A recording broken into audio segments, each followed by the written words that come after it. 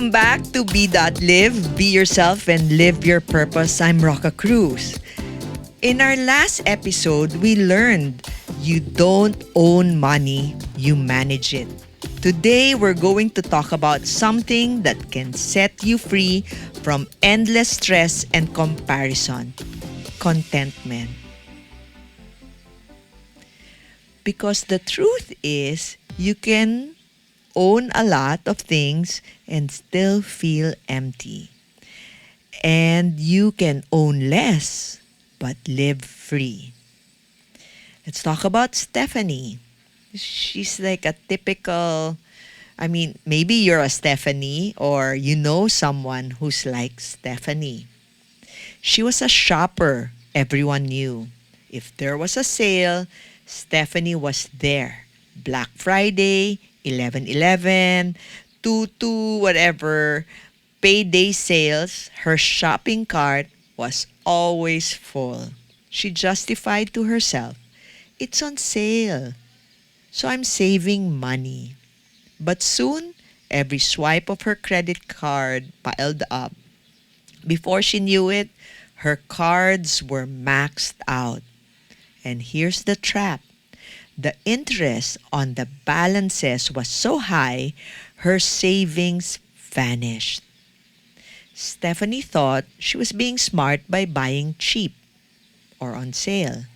In reality, she became a slave, not just to shopping, but to endless cycles of bills. The stress grew unbearable. The credit card company started calling her home, her office, her friends. Collectors even posted on social media shaming her.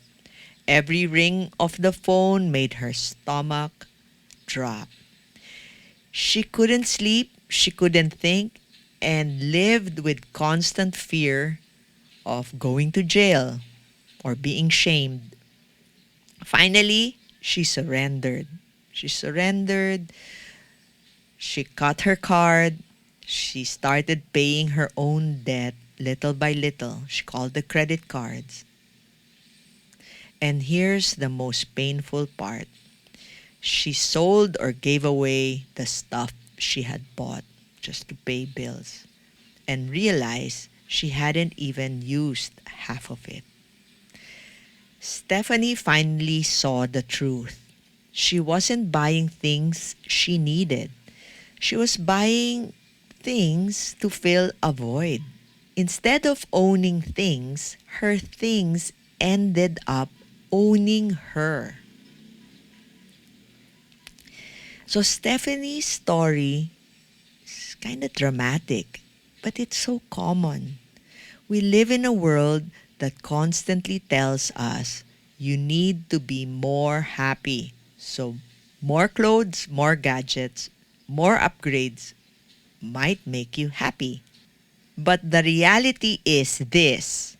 Every time you chase more without contentment, you end up less free. Debt chains you down, stress steals your peace, and instead of enjoying life, you feel trapped by the pressure to keep up. Contentment doesn't mean you stop dreaming or improving your life. It simply means you find peace in enough. You stop letting stuff define you and start deciding for yourself what really matters. You don't really have to buy 10 pairs of shoes. Here's the connection: when you're drowning in debt and clutter, your purpose gets buried. Stephanie realized she couldn't live her calling while living as a slave to her credit card payments. Once she cut the card and started letting go of her stuff, she found space to breathe, space to dream again. That's what contentment does. It clears the noise so you can focus on your true mission. Because your worth isn't in what you own, it's who you are and what you're called to do. So what did we learn from Stephanie? Bargains or sales don't save you money if you're buying what you don't need. Credit cards are not free money. They can make you a slave if you're not disciplined. And decluttering helps you see what really matters. If you haven't used it, maybe you never needed it. So contentment is about choosing purpose over comparison. Stephanie's freedom started when she said enough. And sometimes that's the most powerful financial decision you can make. So let's open our journal. So here's today's lesson. Contentment breaks the chains of debt, stress, and comparison. It's the decision to say enough so you can finally live free. Minimalist. So write this in your journal, these questions, so you can reflect. What am I buying that I don't really need?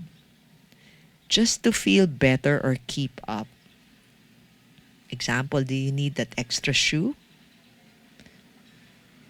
Is my spending moving me closer to my purpose or further away from it?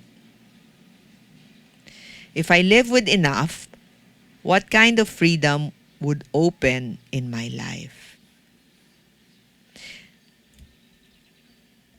Listen and write it down.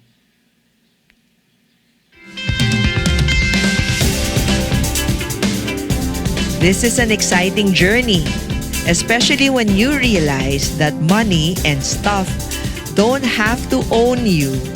You can own your choices and through contentment, live free to focus on your own purpose. Next time, we'll talk about the third principle, diligence, planning, and preparing for tomorrow. So until then, this is Rocka Cruz reminding you, be yourself and live your purpose.